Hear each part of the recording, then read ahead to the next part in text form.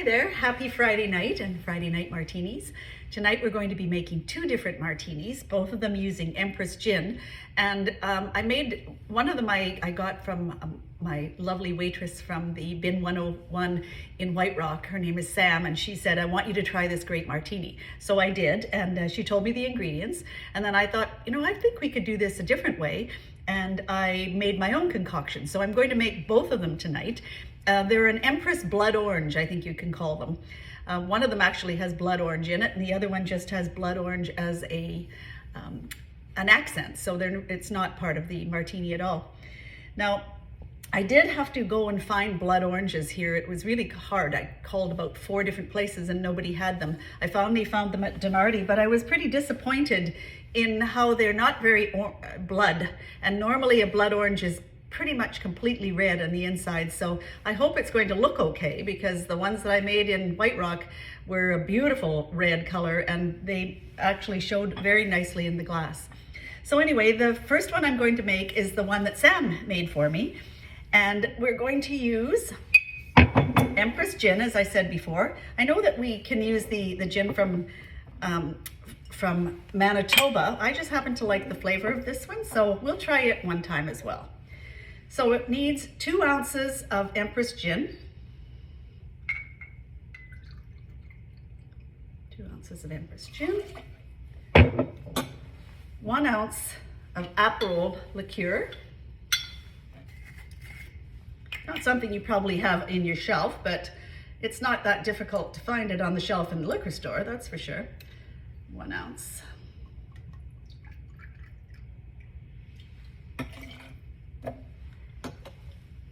Then the squeeze of a lemon. Of course, it gets all over me too. And a dash of orange bitters.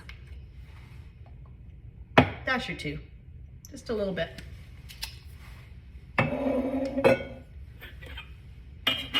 And then you give it a good shake.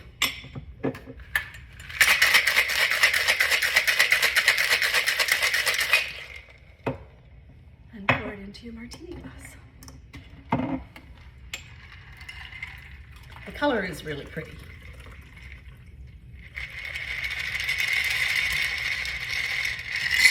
There you go. And then toss a slice of the blood orange, which isn't really very bloody, but into the glass, and voila, you have an Empress blood orange.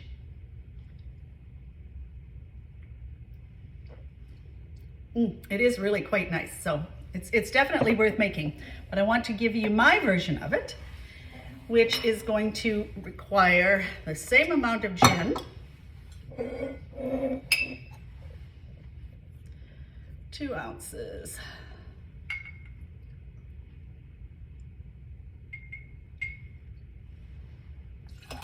Of gin, and an ounce of blood orange juice.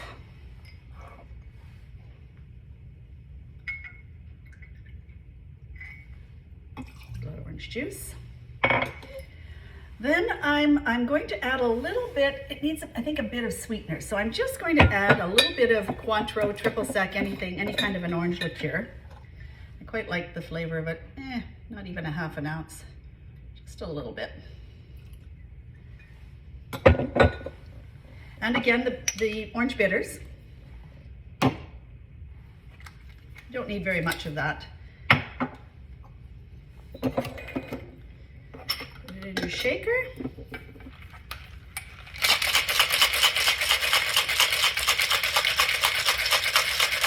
Give it a really good shake.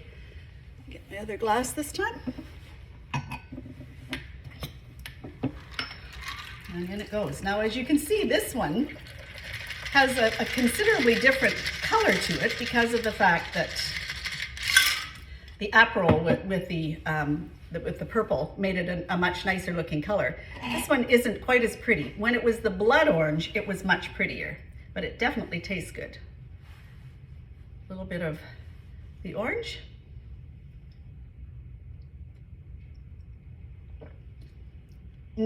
It's a little more bitter, so if you wanted, you could add some more triple sec, or you could add some some simple syrup. Anything like that would just to sweeten it up a bit, but I kind of like it a little bit more bitter. So anyway, those are two options that you can try, and they're both the same name. One obviously looks prettier than the other. Called an Empress Blood Orange. Enjoy, everybody.